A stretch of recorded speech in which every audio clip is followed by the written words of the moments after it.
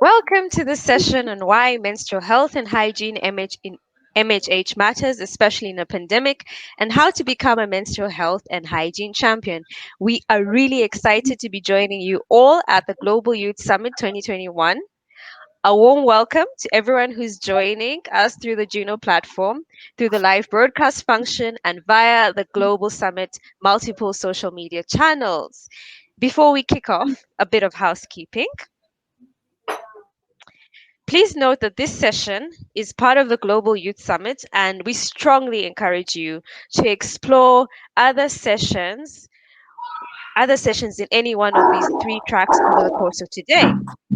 By joining this session, everyone who will have the opportunity to speak consents to their image and audio being broadcast.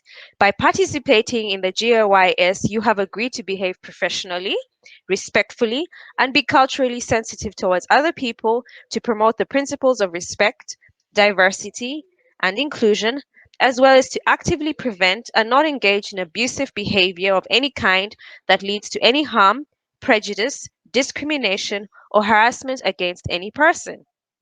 If you do not adhere to these principles or Summit's code of conduct, you will be removed from the session and potentially banned from the entire event, and the organization that nominated you will be notified of your actions. We have a safeguarding team moderating our interaction on the Juno platform, the live broadcast chat function, and social media channels. Should you at any point feel unsafe or witness concerning behavior, please reach out by sending an email to safe@globalyouthmobilization.org. You may also get in touch with our support team at the virtual help desk. All information emailed to the email address will be kept private and confidential. Please note that all the email addresses and the statement is going to be shared in the chat box. So if you would like to refer to it again, please keep checking our chat box for the email address. I repeat again, it's safe@globalyouthmobilization.org. Hello, everybody. Thank you so much for joining us again once today from all over the world to learn about menstrual health and hygiene. Feel free to enter into the chat which part of the world you're coming from. We have prepared an exciting session where we'll all share our first-hand experiences of the impact of COVID-19 and the importance of recognizing that periods don't pause for pandemics. My name is Gertrude Adeker Emojong, but I'm more popularly and affectionately known as Trudy. I am based in Kampala, Uganda, and I'm a proud Pan African. I am the National Marketing and Communications Lead at AFRIpads. AFRIpads was established in sub Saharan Africa in 2010 with the goal of overcoming key challenges that women and girls face whilst on their period in relation to access, affordability, of menstrual products. Since our launch, we have become the world's leading social enterprise manufacturing reusable sanitary pads. I am also a human rights advocate and a menstrual health and hygiene champion. My passion, interest, and professional background led me to pursue a master's in public health to better understand the challenges faced by the developing world in terms of global health, access to healthcare, communication that is youth centric, friendly, and so much more. My interest for menstrual health and hygiene was born when I noticed the plight of young women in Uganda who struggle to manage their menstruation and would resort to unsafe methods to manage their menstruation. I will be co-facilitating this session with two passionate representatives from Young Women's Christian Organization, Ethiopia and Nepal, Ronnie Shaka and Meti Gamechu, respectively. We have an exciting lineup of personal case studies, group discussions, videos, and games for you today. This is a safe space where there are no right or wrong answers. Please feel free to share as we all here to learn from each other. Together, we will find a solution to our common challenge. Once again, welcome to our session. Before I hand over the floor to my co-facilitator, Ronnie Shaka from YWCA Nepal, I'd like to share with you a statistic that highlights the importance of this session. According to a report by Plan International, on any single day during the COVID-19 pandemic, 100 million women and girls are menstruating and grappling with unique challenges of the pandemic. I want to remind you that today is just the beginning of the movement, and you can feel free after the session to reach out to any one of us because we look forward to engaging with you more and interacting with you more. So, today is just the beginning of the global youth movement where all of us are coming together to find solutions that we can implement in our home countries. Um, I would like it all to give a virtual round of applause to Ronnie, who will introduce herself.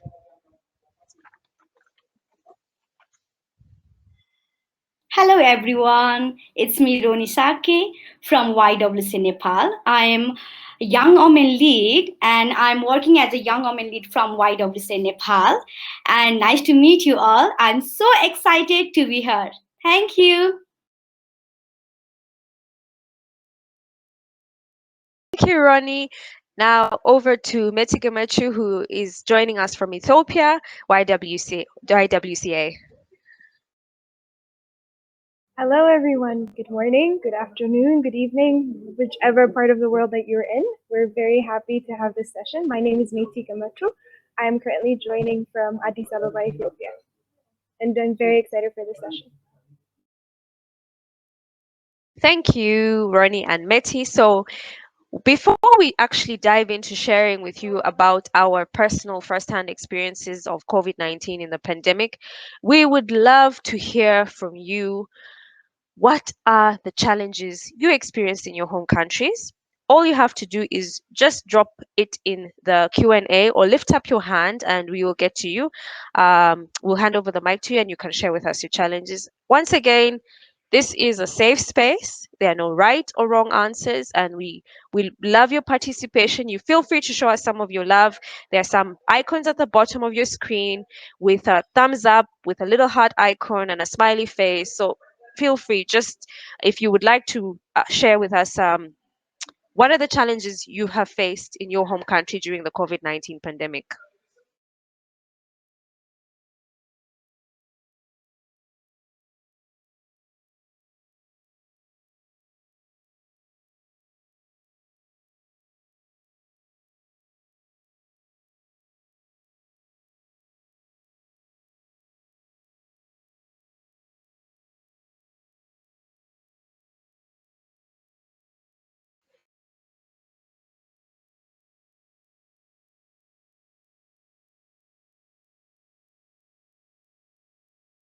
In the context of Nepal, we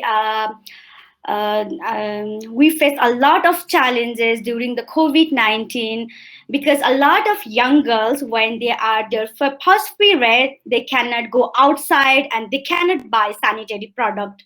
So a lot of young people are face a lot of challenges and a lot of there is a lot of quarantine, but there is no clean water for young people and there is no gender friendly quarantine. So a lot of young people face these kind of issues when lockdown. Not only this, because a lot of schools are closed and colleges are closed, so a lot of young people are spend a lot of time social media. So a lot of young people are sexually assaulted from elders and violence during the lockdown, and a lot of young women are lost their job, so they cannot afford sanitary pad.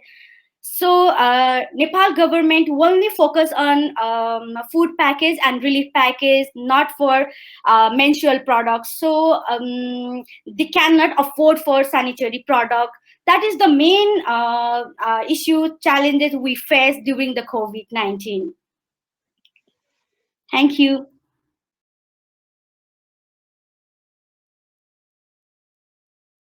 You and we're really looking to engage with you. Thank you for the people who have shared in the chat box the challenges in their unique challenges in their country. I've seen one mention that the shops were closed during the lockdown and they were unable to go and buy pads.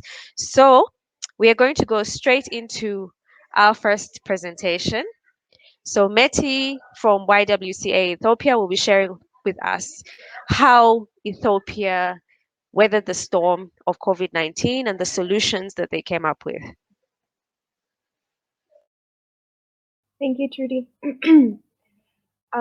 Overall, I'm going to try to make this as interactive as possible. So please feel free to use the emoji tabs at the bottom or to write in the chat if you have something to ask or to comment, or if you have been dealing with the same things in your countries as well. Because as we said, like this has been a common problem all over the world.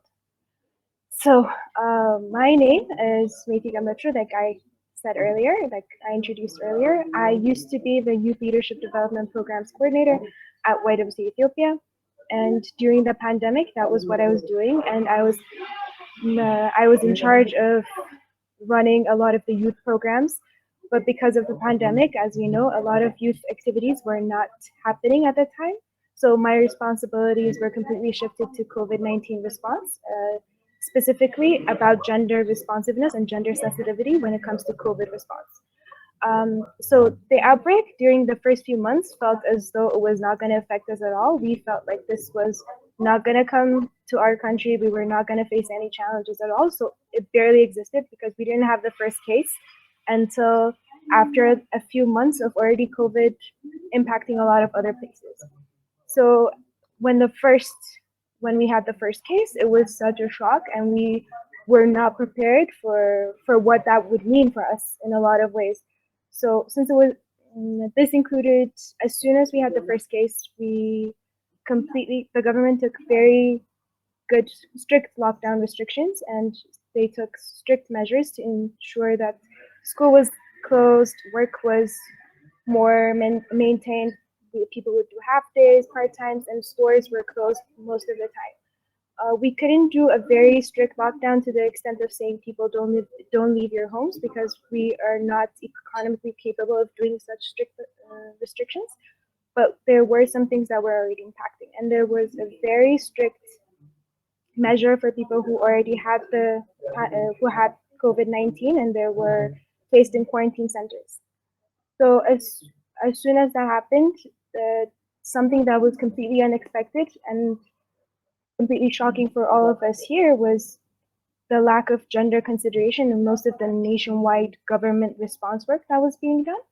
Uh, a minimum of 50% of the population being women were being completely overlooked, especially in regards to necessary items like sanitary pads. It was not even added in as an afterthought. It was completely shocking to imagine that they did not consider this at all. And so as soon as the quarantine centers started having problems such as this, they contacted CSOs and non-governmental organizations such as YWCA Ethiopia, and they asked us for help. They asked us to donate sanitary pads or funding so that they could buy sanitary pads to people that were already in quarantine centers, to women that were in quarantine centers. So this was very surprising for us because, first of all, the government offices that were in charge of the pandemic response were the Ministry of Youth, Children, and Women's Affairs and the Ministry of Peace. And we were very surprised that these two bodies were not concerned at all, that this should have been considered in the first place. So going towards the solutions, we took this in two measures. First of all, we wanted to see what was the cause of the problem. Why were women not considered in the first place? Because the pandemic was not gender-centered. It did not only affect men. So we wanted to understand the problem and to see how we could advocate to make sure that there were strict gender budgeting for all of the things that were being done afterwards. So we also did a lot of procurement, and we did a lot of donations to ensure that women that were already in these places that were already in quarantine centers would feel more comfortable and would basically have what they needed, which was what was necessary. So the first thing we did was we donated 2,000 sanitary pads to quarantine centers. And this was with the assistance of a lot of our donors that were very willing for us to reallocate a lot of budget and to try to redirect it into gender budgeting and to make sure that we got these sanitary pads to the quarantine centers. And the second one was in regards to advocacy. we did an interface meeting between CSOs, some of the leading women's rights CSOs, and government representatives on gender-sensitive COVID-19 response. This was something we did with the support of the World YWCA, and we understood from this meeting that there was a huge gap in gender responsiveness and gender sensitivity in the overall handling of the pandemic. And we were able to pull together a lot of people for these meetings. We did 2 meetings, and a lot of the stuff we were hearing was not very positive because it was still not being considered as a serious issue. So following that, we wrote an open letter with the help of different CSOs, strong CSOs in our country, and we made sure that taking the information from these 2 meetings, we wrote it in both English and Amharic, and we made it public. We made sure to send it to the ministries as well as all over social media so people could know what was going on in these quarantine centers. And we also asked for strict gender budgeting and for sex disaggregated data because a lot of the data that was being released was not in male, female, or it was completely pulled together, so it didn't make sense for us to see like how many people are being affected by this. So following that, we knew that this was just a short-term response, especially in the regards to donating the sanitary pads. So we started training for on how to make reusable sanitary pads in one of our branch offices. And I'm very happy to announce that production will start within the next month. And we understood that this could be used in 2 ways. One is for economic empowerment of women. This would allow them to be financially independent while still contributing to our community. And the trainings were for 6 months and they just finished, and we would start our work on that. So, and another thing that we did was to give something that the YWCA Ethiopia is known for is for our safe spaces. We had a physical safe space, but we weren't able to do much because of the pandemic and because of the closures. But in the first few months, we thought of what could we do to be creative to make sure that young women could still have the information about sexual and reproductive health rights and menstrual hygiene and health. So we came up with an application called Dalala. It's an Amharic word, so it means a shade or an umbrella from the sun or the rain. It's a basic interpretation of a safe space where people can come, where young women can come and discuss anything and feel free. So another thing that we did was that through this application, which is now available on Google Play Store, it has both English and Amharic features, and we hope to add more local languages soon. So it's a platform, it's an educational platform. It's also somewhere where you can get trainings on different topics such as menstrual hygiene and health. It's also a virtual community for individuals to get professional services such as counseling for group counseling and also individual counseling as well by trained professionals.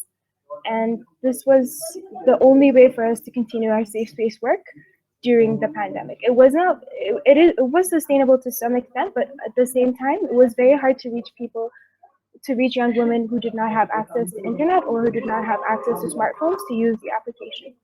So 6 months into the pandemic, government restrictions were much looser, and they allowed us to use our physical safe space with the appropriate social distancing measures.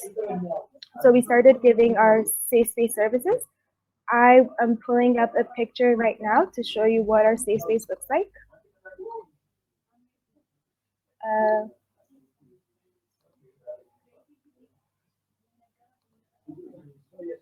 okay.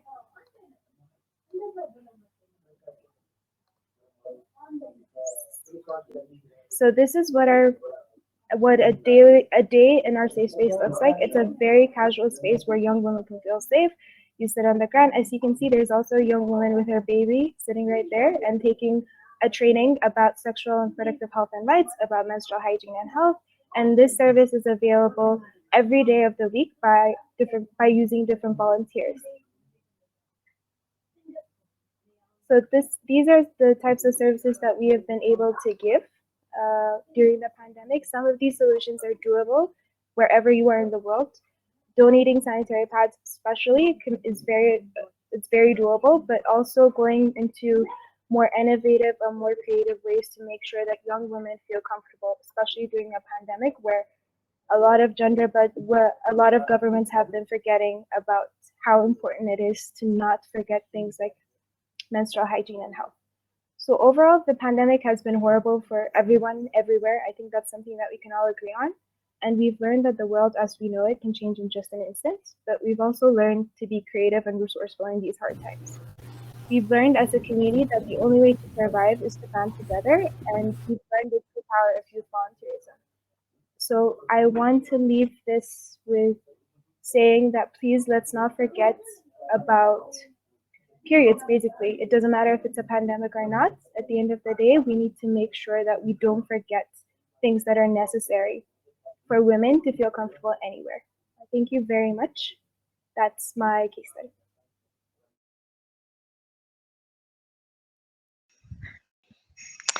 Thank you, Meti, for sharing with us what YWCA did in Ethiopia to overcome the challenges of the pandemic.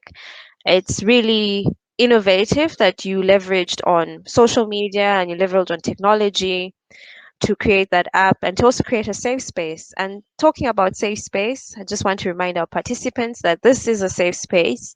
There are no right or wrong answers. We're here to learn from one another and we welcome your voice. So please take this opportunity to share your voice and to share what's going on. Once again, you can type in the chat. If you have questions for us, you can type in the chat. I'm going to give Meti a chance right now to respond to questions in the chat. So feel free to ask her anything on her presentation or on what YWCA has done in Ethiopia, the great period positive work they've done there.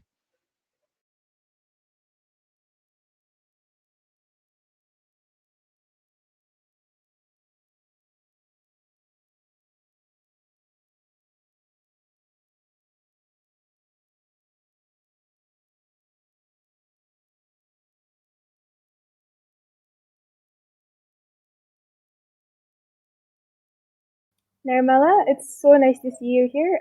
Yes, I can share the name of the application. It's called Lela. I'm sending it uh, in the chat right now. I thank you. Thank you, Meti. I've just given the floor to Anthea, who had a question earlier. Anthea, if you'd like to ask your question, you can ask right now.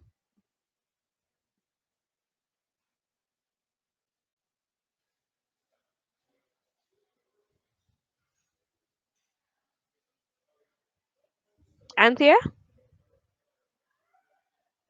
If you prefer, you can also type your question in the Q&A session. If you would like us to, if you'd like to speak, you can just raise your hand and we'll get back to you. Meti, I can see there's a question for you.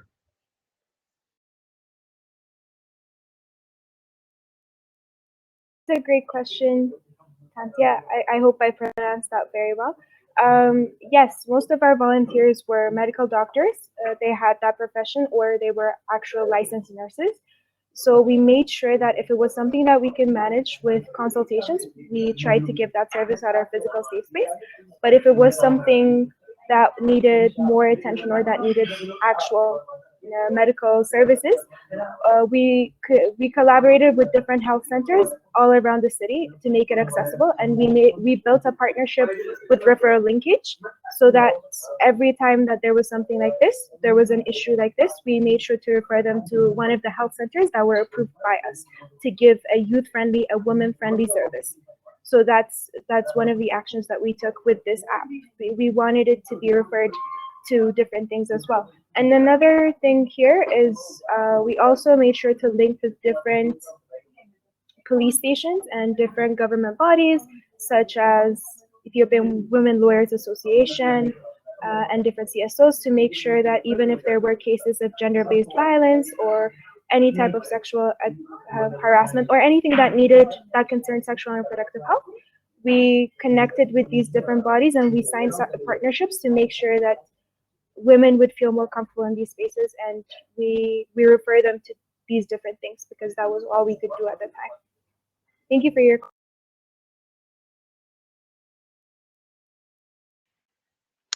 Thank you, Meti, for sharing. since we are all young people, and I think we need like a bit of a health break. So we are going to take 5 minutes. Feel free to grab maybe tea or coffee. I don't know which part of the world you are in, if it's morning or anything, or grab a snack or grab some water and come back loaded with questions, discussion points. We're here to interact and to engage with you all. So we're going to take a 5 minute health break or run to the bathroom or anything you need, or even just check up on social media or tweet about this or update your Facebook, your LinkedIn about what's going on today. Thank you.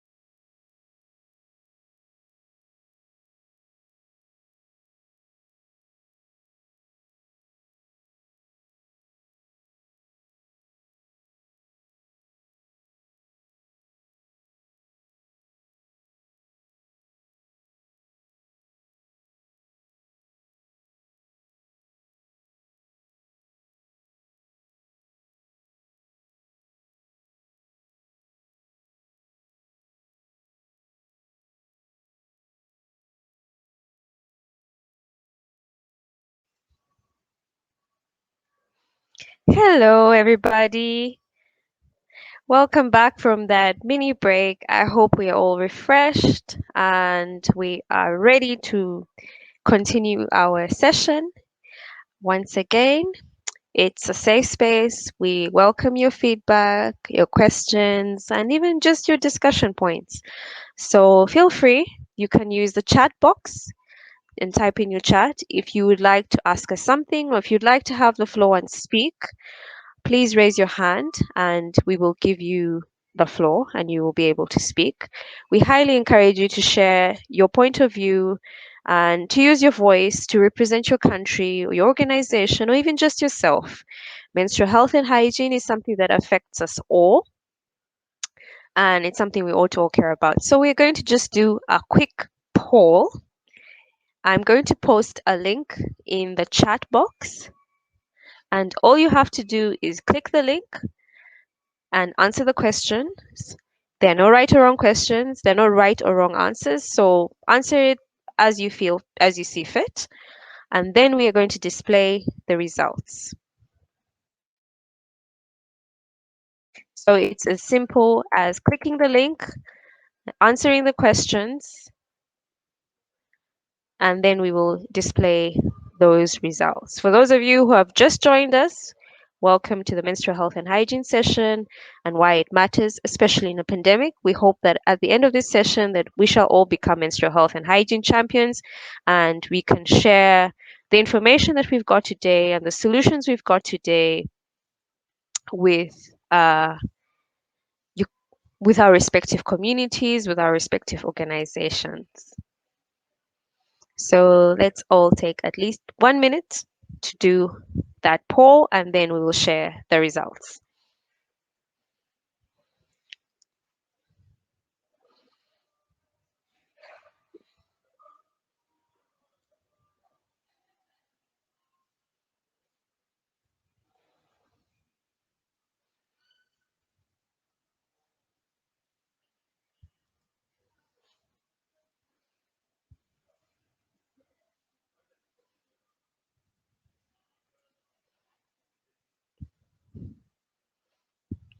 Okay, thank you all who have shared with us, um, who have shared with us their how they rate themselves on their menstrual health and hygiene knowledge. I am going to share the results with everybody. If you can't see well, you can just enlarge your screen and you can see how would you rate your knowledge on menstrual health and hygiene, MHH. And I am happy to see that 67% of our participants today say that their knowledge is good. 18% say that their knowledge is fair. 12% say their knowledge is expert. And 3% say their knowledge is basic. Not to worry, we're all here today to get to know more about menstrual health and hygiene. So if you rate yourself as basic, we hope by the end of this session that you will be able to have more knowledge about menstrual health and hygiene and to even go a step further and go back to your respective communities or your places or your organizations and tell more people about MHH. So we are now having another lovely representative from YWCA, Ronnie Shaka, will be sharing with us on her personal account of menstrual health and hygiene challenges during the COVID-19 pandemic in Nepal. Please let's give her a virtual warm round of applause as she presents. Don't forget to use the emojis at the bottom. Lots of hearts. Let's show her some love. Thank you. Thank you, Freddy. Hi, everyone. Once again, it's me, Ronnie Shaka from YWCA Nepal. And thank you, World YWCA and Global Youth Summit for this opportunity to share the challenges related on menstrual health management and services. As a young woman and girls faced during the COVID-19 pandemic, and how, as a young woman leader, I took initiatives on addressing the combating the issues. As we all know, due to COVID-19 pandemic, travel and gathering were restricted. There was little or no mobility at all for some time, due to which menstruating individuals have gone through phase of challenges apart from COVID-19 itself. First one is there was little excess of menstrual product, either due to shortage or due to disrupted supply chain. People who have money could have bought the menstrual product in bulk, and it was shortage in most of the shops. No or little access of ability of clean water in the quarantine sections. Clean water in toilet was not felt important in front of. There were no gender friendly toilet in quarantine sections. There were only rooms, no proper toilet. Very less toilet, but no gender friendly as well. Whole nation was focused on COVID related case only. Menstrual health and services were neglected. Many people have lost their job and come on ground in search of food. People have no money to buy for food. How can they buy menstrual product? Let me talk about some of the solutions and initiatives that I was part of. With the coordination of local government, I was a part of team who distributed sanitary pad along with relief packages. Since there was mobility restrictions due to lockdown, I have hosted several online workshops for the school children to create awareness and extend support to around menstrual health and hygiene. For those who could not attend online sessions, I run several radio talk show on menstrual health and hygiene. Uh, Menstruation is still considered as a taboo in Nepal, and there is a practice called chaupadi, in which menstruating individuals are asked to stay far from home in cow seat or small hut during the period, as they are considered impure during the menstruation. While being in exile, so many girls and women are sexually assaulted by perpetrator, or dead due to suffocations in small hut, are they're dead due to snake bite, and many more. I have created a small video on Chaupadi about the security of menstruating girls at home. You will see that video in few minutes. Let me share some pictures. Just a minute. Okay, I think. Uh, uh, uh, mm. Then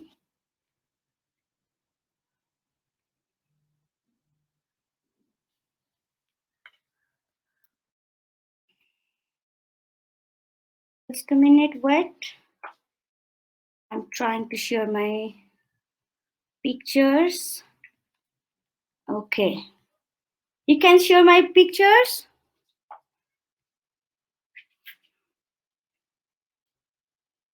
Okay. Um, since here, where many were, since there were many news of quarantine not being gender friendly, we advocate for the gender friendly quarantine. Here we can see some of the picture of what I did during COVID-19, a part of initiative. In the first picture, I have distributed some sanitary kits for visually impaired women, and second picture is I distributed some sanitary kit for the adolescent girl, and third one is conducted sessions related sexual and reproductive health. We focus mainly menstrual health for community student.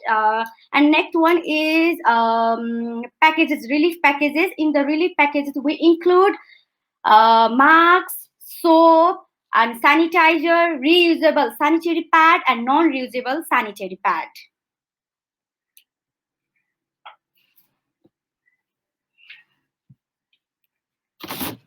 Some of technical issues. Just a minute. How can I go in that?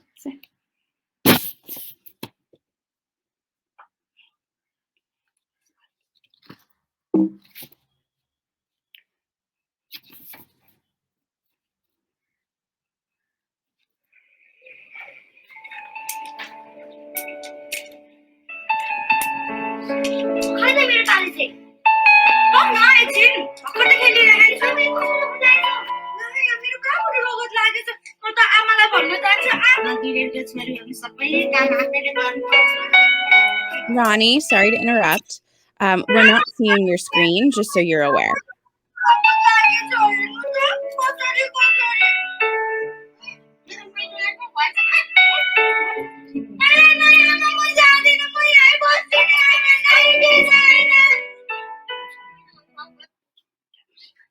Can you see my video? Hello? Not yet, Ronnie. Are you sharing that through your computer? Yes. Can you pull it up on a Chrome tab?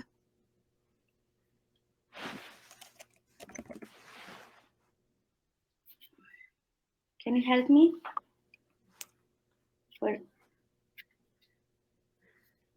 To best hear your sound, it would be great if you could pull it up on Chrome. But if it's just a video that's on your computer, the sound was okay. We just need to reshare your screen.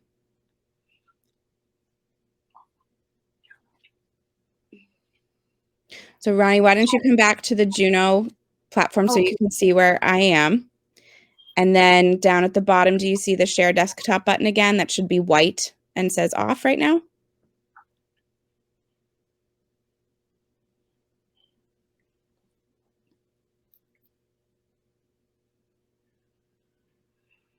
Okay.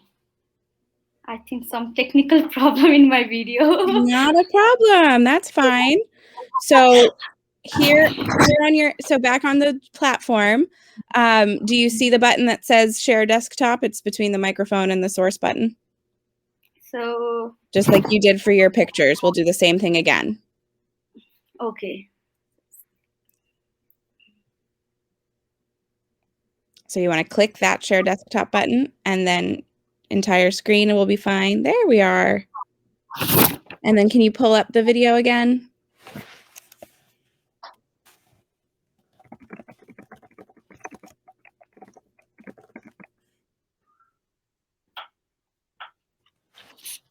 Right now we can see your Chrome screen. Oh, Ronnie, did you press stop sharing? We lost the screen share again.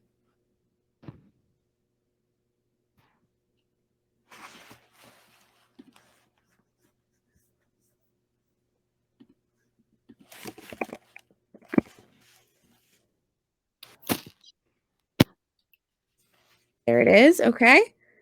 And now, can you find the video?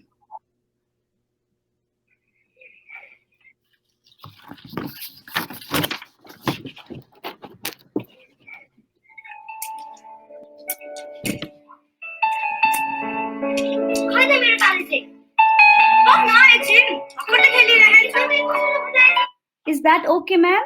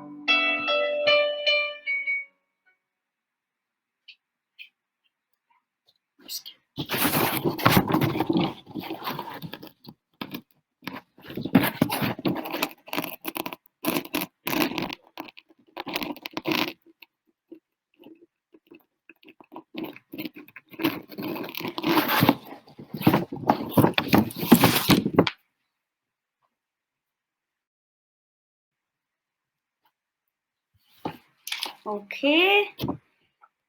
Okay, this is the video I prepared to aware people online about harmful practices of menstruations. So, although you can see me as a front line, but there were many supportive hands who helped those initiatives. YWCA provide us grant through we could reach out many and help people in need in different capacity, and YWCA Nepal help coordination and supportive my work in many ways. Local government provide us US $23 for one family as a food packages. Community organizations support US $5 for sanitary kits for each person. Community schools coordinations and support with US$3 for mobile phone data for each student for the online awareness. And local people, youth group, a mothers group also help with volunteering. Thank you so much for listening to me. If you have any questions, then you can ask me now. Thank you.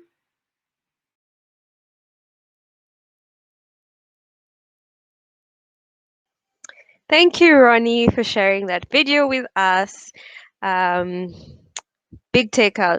Is your daughter safe during menstruation? Are you safe? You know?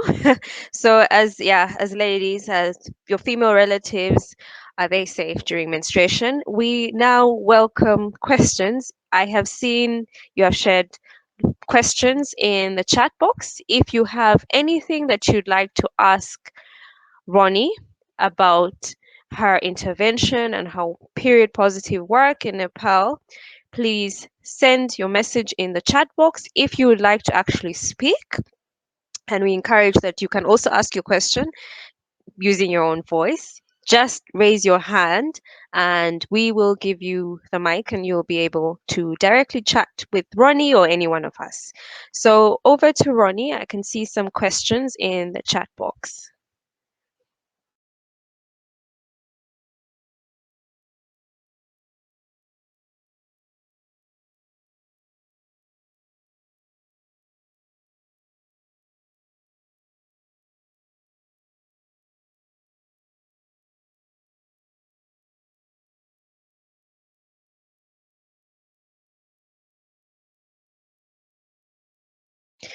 Ronnie, thank you for that video. We're not all conversant with Nepali, the language and Nepal. I see a question from Namala about chow paudi practice. I beg your pardon. I hope I'm pronouncing that correctly, which is characterized by banishment of women during menstruation from their usual residence due to supposed impurity is in existence in the mid and far western regions of Nepal.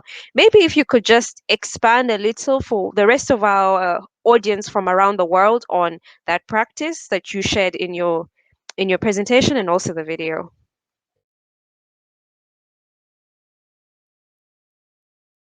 Taupadi is a system because when a girl first time period, that time we need to live separately, like a small cow seat or hut. You know, allowed to talk with man, you're not allowed to see a sun, because we worship sun like a god. So in the context of Nepal, a lot of young girls when they are first period, they are live separately, far from home, in the heart and cow seat. So we follow that. And you know you are educated or not educated, but you have to follow that rules because of you are Nepali. So a lot of young girls are forced to leave the chaupadi, leave a chow goat, like hot. So before I saw the video, in this video also, I can see we can see a lot of young girls are forced to leave hot. So I think if you want more knowledge about Chaupadi, then you can go YouTube. That is also you get a lot of related video Chaupadi, and you also get a lot of explanations related Chaupadi. That's it. Thank you.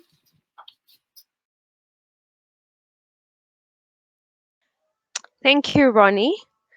I see we have several questions in the chat group, and this one is actually for Meti. So I hope Meti, I'm sorry to cut into your time, Ronnie, but let's just respond to this question to Meti. About the app, how did they make sure that the large population could access it? Did they train people on using it, especially those in the rural areas?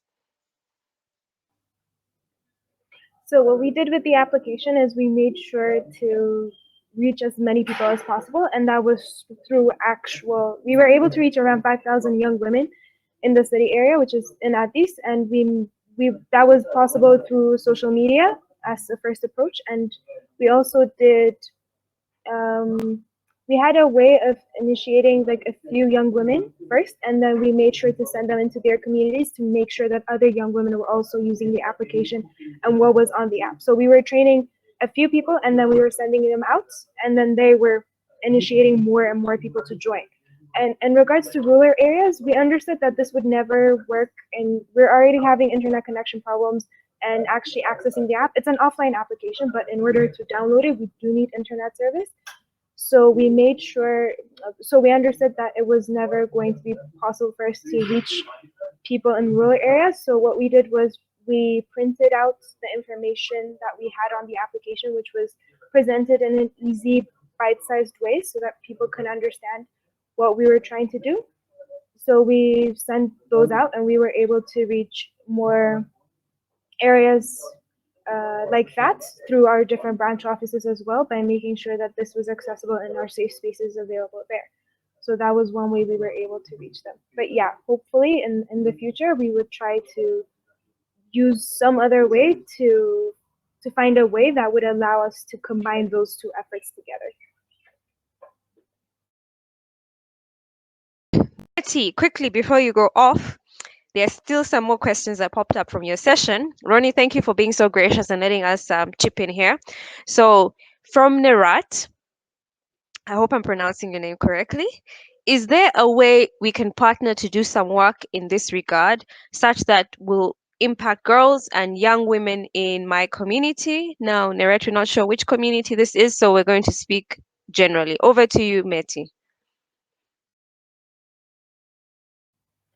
Like I said earlier, the application is currently available on Google Play Store, and we're trying to find ways for us to make it accessible all over the world as much as possible. And the World YWCA has been a great help here. And in that regard, I think it's possible. Just write to us, to the YWCA Ethiopia office, and then we can see ways that we can make it accessible, because our end goal is to make this information accessible. Thank you. So, Ronnie, Anna would love to know, how do young girls take care of themselves during Chow Podi?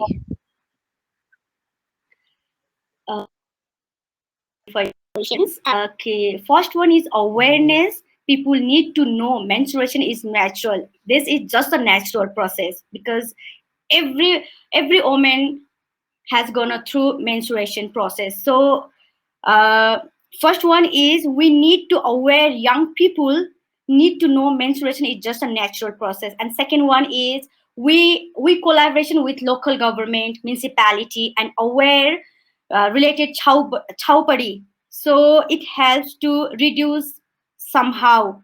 And also we can normalize period, because in the context of Nepal, when we talk about period, that time nobody can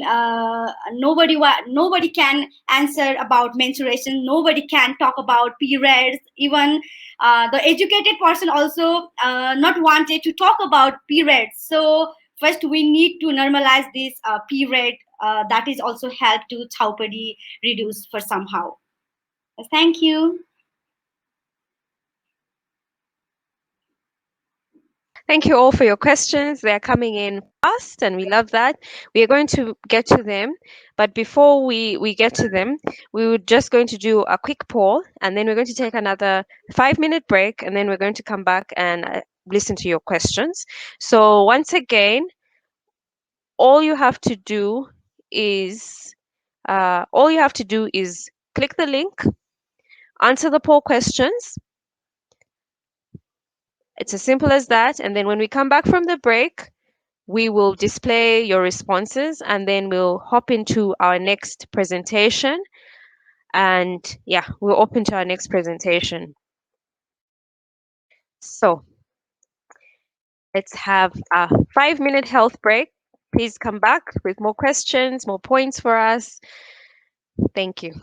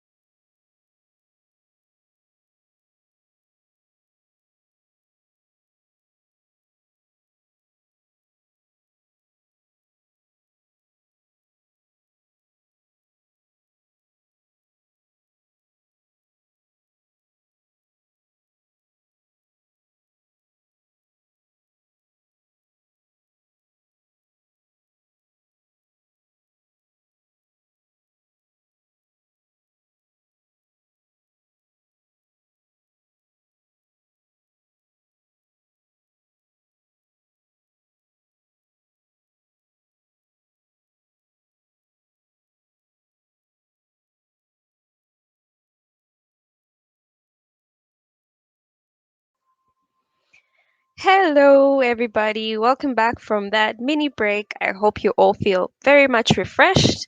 I am going to quickly share the results of our poll to share with everybody your feedback on what you think. So, we asked you, do you think boys should be taught about menstrual health and hygiene in school? And 97% of the participants said yes, and 3% said no. Again, we believe that there are no right or wrong answers here, and we welcome everybody's opinion. So please feel free to speak from the heart, and the polls are completely anonymous. So this is just to gather feedback and information to enrich. So we're going to just take questions for the next 5 minutes, and then we're going to go into the next presentation. So if you have a question, just drop it in the Q&A or drop it in the chat box, and we will get to that. So this question is for Ronnie. Is this practice, referring to child paudi, still exist in many families in Nepal?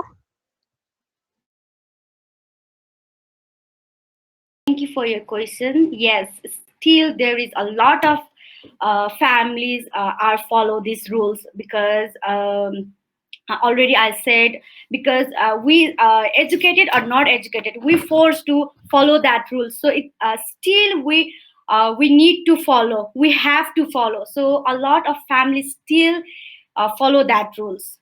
But we are trying to aware them, but somehow we are, we are lack of, but we are trying our best. Thanks, Ronnie. So the next question is, how can we contribute to the local community to help break the taboo surrounding menstruation? How can we help from our communities? So one of the important things in menstrual health and hygiene is education. And as AFRIpads, as a social enterprise, it's something that we're passionate about, is not just providing products, but also providing education, because young women need to understand what's happening to their bodies and how to have a happy and healthy period. So one of the initial ways of breaking a taboo or stigma is to educate people, is to make them understand what is menstruation, to understand that it's normal and it's a natural process. So we strongly encourage that you go to your community, that first and foremost, you empower yourself with the right knowledge about menstrual health and hygiene, and then you share with your communities or with your organizations or even with your own families what menstrual health and hygiene is about and why it's important and why it affects us all. So if we're still welcoming questions for the next 2 minutes, and then we're going to jump into the next session. Hannah, I've given you, I hope I'm pronouncing your name right, the floor. If you'd like to speak, you can speak. If you feel more comfortable typing your response, you can type your response.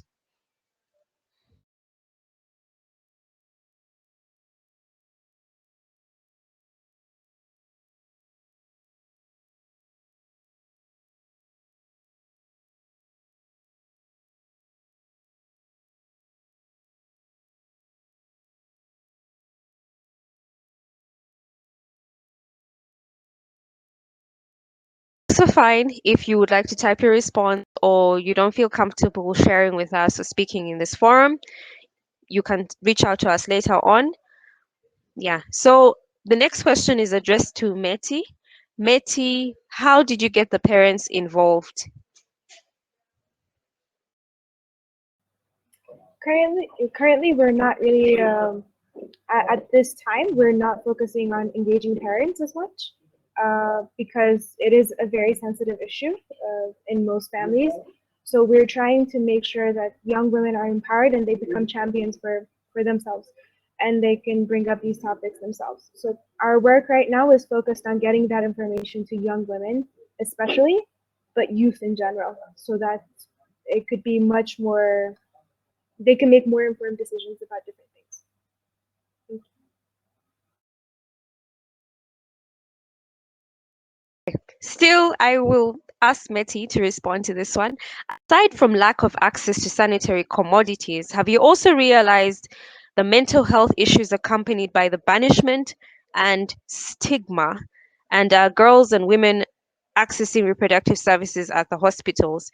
You can answer this, and I think also it would be nice to have Nepal, Ronnie, to share what's happening in Nepal in regards to this.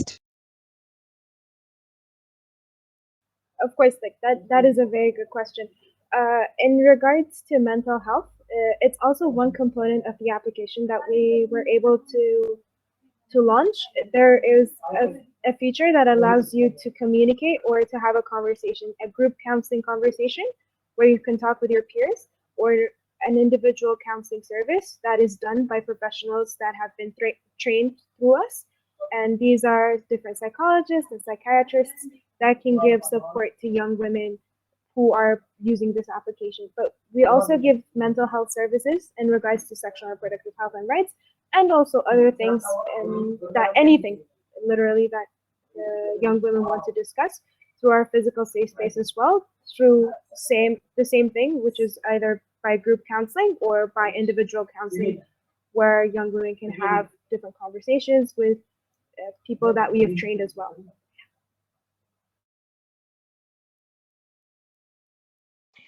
Thank you, Meti. So now we're going into the next presentation. Please, if you have questions, just drop them in the chat box. We will get to them after the next presentation. Feel free to use the emojis at the bottom, thumbs up if you like what you're hearing, the little heart icon, smiley face, or even shock wow factor. I would love to remind you that this is a safe space.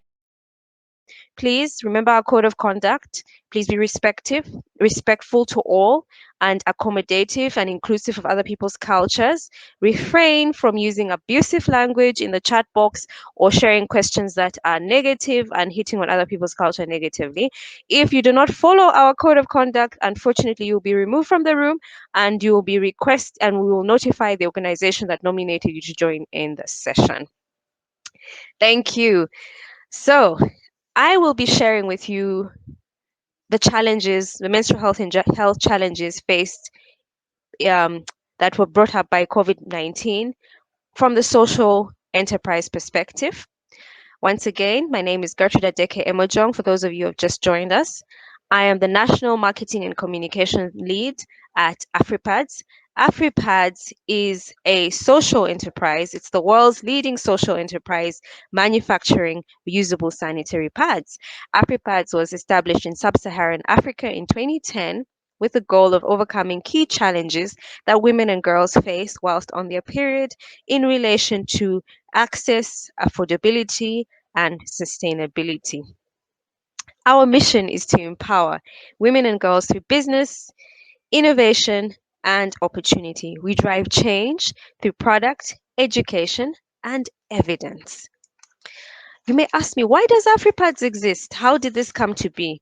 We strongly believe that menstruation is something normal and natural, as my fellow representatives and co-facilitators have said today. It's something natural and normal that women and girls go through all over the world.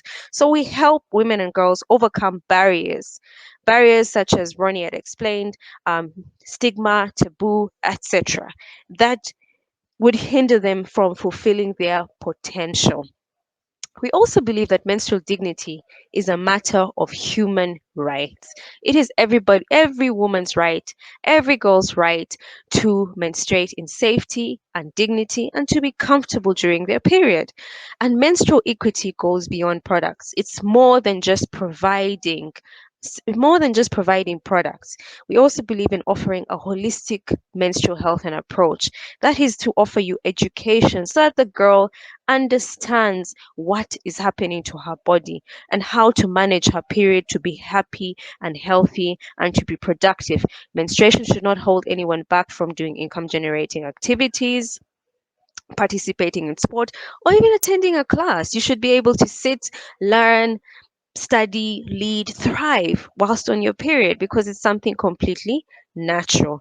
In addition to providing education, we also provide data collection tools, because you need to first understand, if you're going into an organization or into a community, what do the beneficiaries need. You need to first assess and understand what are their needs, and after you've done that assessment, you need to understand, did my intervention really impact them, and how better can I improve my intervention. So that's just a bit about AFRIpads and what we do and why we exist and our passion for menstrual health and hygiene.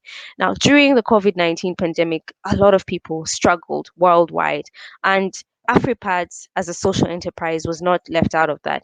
But before I go into that, I want your attention on a picture. I'm going to share my screen that was put in a marketing aisle, a supermarket aisle in a shop in Africa, which was very, very, very shocking. Um, yeah, I want you to look at this picture critically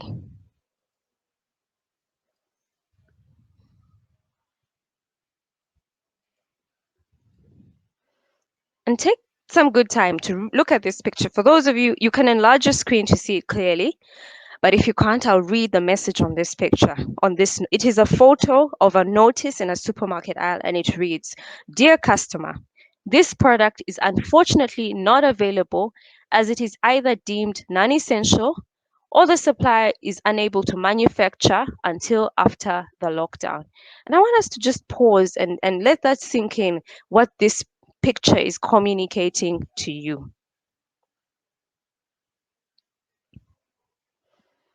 The first thing that pops up into my mind is menstrual health and hygiene an essential item? And I want you to ponder on that for a moment. Is menstrual health and hygiene an essential item? If it could be deemed by a large supermarket chain that it's unessential. Granted that that picture was put there by mistake by an employee, but it begs us the question of, is menstrual health and hygiene important? In 2020, during the COVID-19 pandemic, governments across Africa, Uganda inclusive, imposed a lockdown, and that lockdown meant that it was difficult for women and girls to access menstrual health and hygiene products, which should be an essential item. And why was it difficult? Because physically they could not move to those locations, and the shops, the pharmacies, or where they would otherwise get their menstrual health products were very far away from where they stayed, and there was no public transportation to get to those places. So there was increased difficulty in accessing menstrual health and hygiene products. In addition to the increased difficulty, majority of young people lost their jobs or had their incomes drastically reduced. And on the other side, menstrual health and hygiene products actually increased. The prices of menstrual health and hygiene products increased, pushing more and more women into period poverty who were able to access and afford menstrual health and hygiene products before the COVID-19 pandemic. Another challenge that these women faced, according to a dipstick done by Womina in Uganda in May 2020, is the increase of gender-based violence, because many households were put in the tricky situation of, do we buy food or do we buy menstrual health and hygiene supplies like pads? Because now the income has greatly reduced, heads of households were faced with that tough decision. Do I buy food or do I buy pads? And if the women prioritized buying pads or other menstrual health and hygiene supplies, this would put them in direct conflict with the male members of their homes. And I want us to just go back to the poll, which we just did earlier on, which questioned, should men and boys be taught about menstrual health and hygiene? And it's great to see that 90%, over 90% of 97% of you agreed that they should learn about this, so that they come to the party and they can understand what's going on, and they understand the importance, and they understand how it affects everybody else. AFRIpads as a social enterprise also faced unique challenges, such as a disruption to supply chains. Because there was a lockdown, a countrywide lockdown, it meant movement was greatly limited, it meant importations was greatly limited, it meant distribution of products, of much needed pads, was greatly limited. And therefore, it just caused more women and girls to experience period poverty. I would like to show you a video of how we combated the challenges that COVID-19 posed.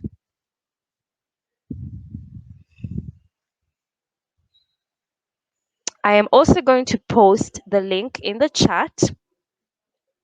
So if you are unable to see the video or hear the video, just click the link in the chat. These materials, this video will also be available after the summit, so you can feel free to watch it after the summit in great detail.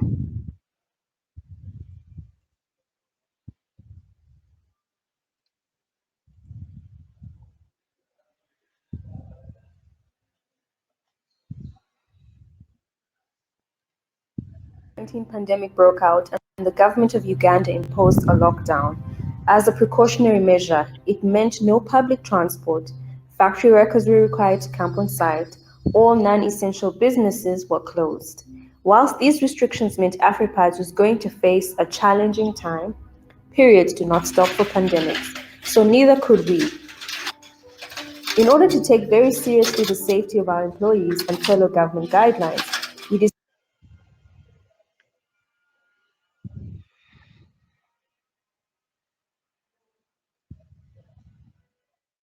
decided to convert a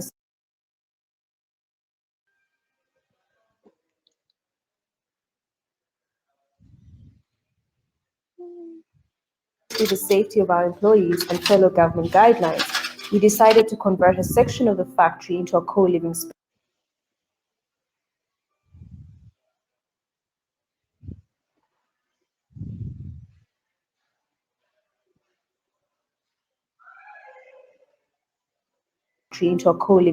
To accommodate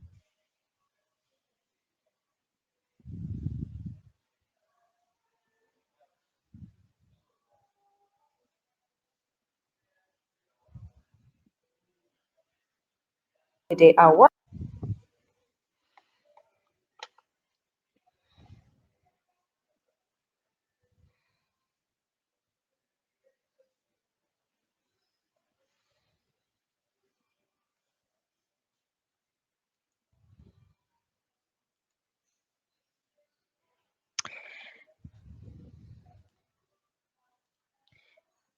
My apologies. The link is not sharing very well. So I have posted the link in the chat, so you can just copy it and click on it and watch it at a time of your convenience. My apologies, the internet connection is not very strong. Basically, because of the government imposed sanction in Uganda, AFRIpads decided to convert a part of the factory, which is located in Masaka, Chinengesa, in central Uganda, into a co-living space. Basically, we encouraged our workers, those who are willing to stay in the factory, to come and live on the factory, because we understand that pads and menstrual health and hygiene supplies are very essential, and we could not stop production because of the pandemic, because we knew that more than ever, more women, more girls were plunged into period poverty, were unable to access and even afford menstrual health and hygiene supplies. So we continued, and big shout out and a big shout out to the women at the factory who shouldered on and really dug in deep to come and stay at the factory, left their families to come and live at the factory during that time so they could continue producing. And the reason we did this is because in the country, public transportation was completely stopped, and they had no way of commuting back and forth from their homes to the factory. So during that whole time, we were able to produce over 1 million pads. So that means over 1 million girls were able and women were able to get their menstrual health products, and this is a product that can last them for a whole year. So I've seen in the chat someone say that they are unsung heroes, and indeed they were our unsung heroes. They were women who dug deep to ensure that other women and girls across the world could still be able to menstruate safely and in dignity, with dignity, during the COVID-19 pandemic in Uganda and beyond. Thank you so much. And before I yeah, thank you so much for listening and being lovely active participants during this presentation. I now welcome your questions. Again, you can just drop them in the chat box or in the Q&A. In the Q&A, there will be, you can also vote for other people's comments or questions and I will get to them.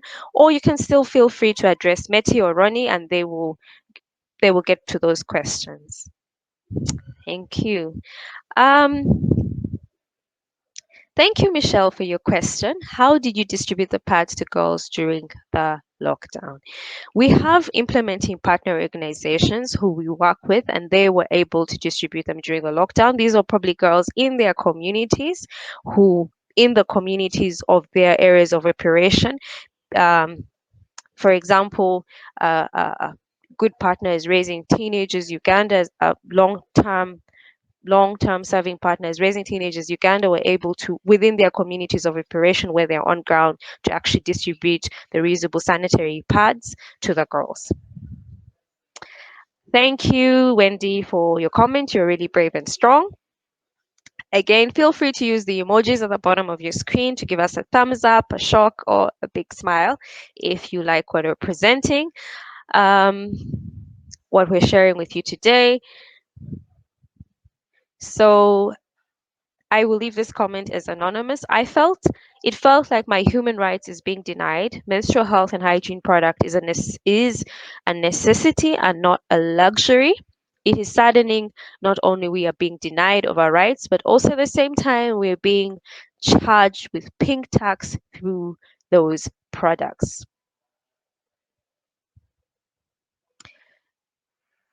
Okay, so we have come to the end of us sharing. So we just quickly would like to dive in. We have a few minutes left with you, and we would love to hear from you what solutions you think you have picked from our discussions, I beg your pardon, that you can implement in your country.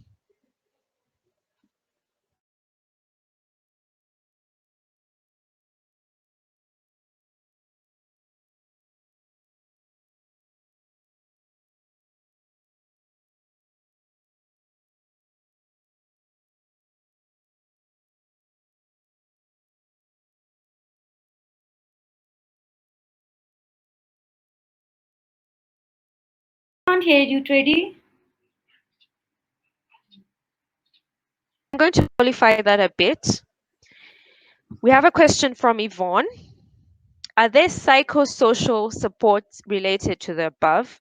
I would assume that this is in relation to the stigma faced by girls in Nepal during the Chow Paudi tradition. Ronnie, can you respond to that?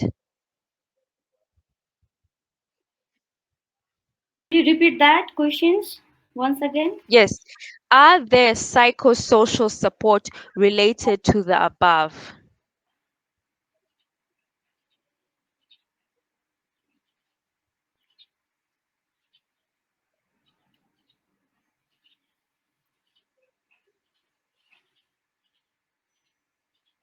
Tredy, hello. Are there psychosocial support for the women and girls in Nepal who have experienced Chow Paudi? Is there psychosocial support? Okay.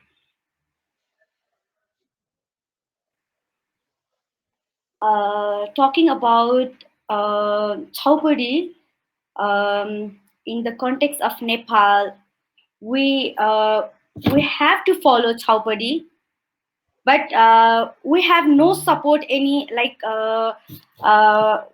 we have no support for psychologically, especially the young girls, um, because you know a lot of young girls are during their first period they have to leave cow seat, but no one help for them to psychological, because when they are period they have to follow these traditional rules, but there is no um, uh, mentally and psychological support from home and from local level and from government never help them. So I think that's it.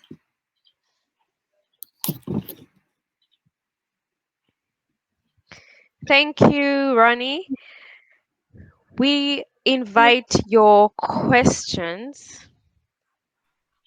We invite your questions and we also invite your suggestions on what you consider what you can do as a solution in your country.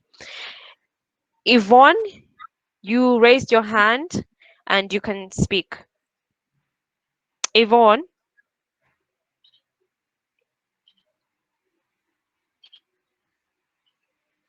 okay, I think we've lost Yvonne, but I can see the comments coming in. One person has mentioned that you can use family support to overcome some of these challenges in your home country. We welcome more suggestions. Okay, so I'm just going to then I'm seeing more comments. There is need to create more awareness on menstrual health and menstrual health in depth in rural places and urban places. I think because Meti spoke about this earlier on. Please keep them coming in. Okay, we have Yvonne. Yvonne, you can speak. Yvonne, we can't hear you. Can you speak a little bit louder? And I think she has dropped off, probably an unstable connection. Anyway, we don't have much time left with you, but we're so happy that we've had you today. And I will hand over to Meti to just sum up some of the solutions you shared with us in your chat box, and also to sum up some of the solutions we have shared with you today. Thank you, Trudy. Thank you for everyone who has joined us on this session. I hope that you have found at least a few solutions that can apply to your communities and to the young women in your countries. We were very happy to do this session, and we all have something we realized while doing practicing and working on this session together was the fact that we all have similar problems, even though we all live miles apart. So I think that hopefully we can find a few solutions that would work for all of us as well. I have a few comments that I'm seeing in the chat, so I'm going to read them for the next minute before we all have to sign off. We have Alfia who said, through this session, I am inspired to start a donation drive for sanitary pads for young girls and women who are experiencing period poverty in my community. Big thanks to Meti, Ronnie, and Trudy for being an inspiration. Thank you so much, Alfia. This means a lot to us. Like we all mentioned in our presentations, some of these solutions are stuff that we can do on our own without any support, and some of them can ask us to bind together with different people and different like-minded people in our communities so that we can make this problem at least more manageable. So thank you, Althea. And we also have, yeah, is time up with Trudy? Thank you. No, not yet. Not yet. We just have one more quick poll because we'd love to just get some feedback from all of you. Please, I'm going to drop in the chat a link again. So you just click on the link, go to the Slido app, answer the question quickly, and then I'll display it on my screen. So we have come to, after we get our poll results, which we're going to do in a few seconds, then we're going to wrap up. We thank you so much. We thank you so much for your participation. Please continue dropping your questions in the YouTube. For those who are joining us from other platforms, you can share your questions on YouTube. You can share them in the chat box here or in the Q&A. We are very open to answer them. We still have a few more minutes and then we're going to wrap up. So please keep them coming in. Meti, you can continue. I still see some more comments.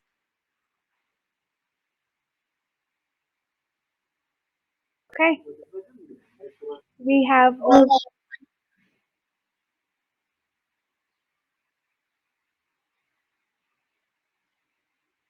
We have one comment again that says local schools should have extensive curricular on menstruation hygiene education. This is something that we all agree on. There's also one that says there is a need to create a more awareness on menstrual health in depth rural areas and urban places as well, and that's very true. We agree. And we have one from Alan: education of menstrual hygiene and remove stigma with education. That's very true. Awareness and education is the key to remove stigmas such as this. And I think our time is up, but we will definitely try to answer some of these questions on the different platforms. Trudy, I'm giving back to you.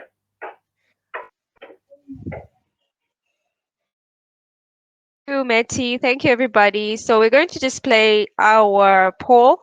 So I'm going to share my screen to share what you have shared with us regarding what are the challenges you faced or somebody you know during the COVID-19 pandemic. And 90% of you shared that you felt anxiety, 70% depression, 60% lack of money, 64% lack of money, 55% experienced job loss or someone they know experienced job loss, 36% social stigma, 27% increase in violence, and lastly, 27% lack of privacy. So we have come to the end of our session. And just to reiterate, we are very humbled and very honored that you have chosen to spend this time with us.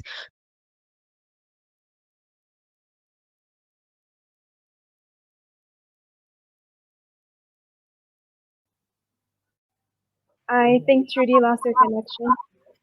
As she was saying, we're very humbled and honored that you chose to join this session, and we are very happy with the conversations that we were able to have. And hopefully that in this session will go with you for in your communities, and they will become solutions as well during this pandemic and afterwards. So thank you so much for joining us. It was truly an honor. I'm going to give Ronnie. Thank you, Meti. Thank you so much, everyone, for joining with us. This is a safe space for young people. If you have any curiosities and any questions related sexual and reproductive health, related menstrual hygiene health, then you can ask me. You can conversation with us, and if you have do not hesitate to share your idea with others. Do not afraid to take or forward your steps. So we never judge because this is a safe space. We respect all of you. So thank you so much for everyone to joining with us. Meti. Oh my God.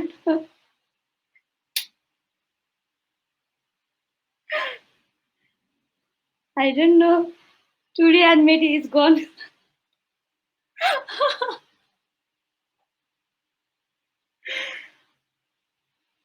Still, if you have any questions and related sexual and reproductive health, then you can share with us. This is a safe space, especially creating a young people. So you can ask me, you can conversation with us, no judgmental, because this is a safe space.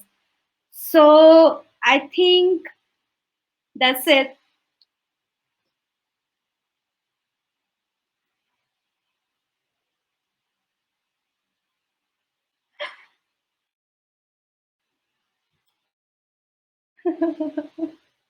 I think internet is failing US in Africa today. I'm so lucky then.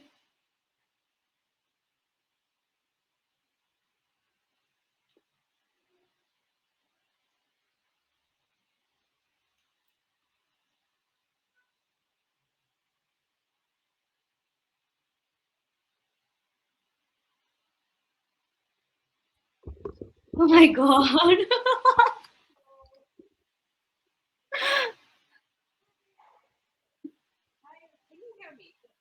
Yes, your sound is too low.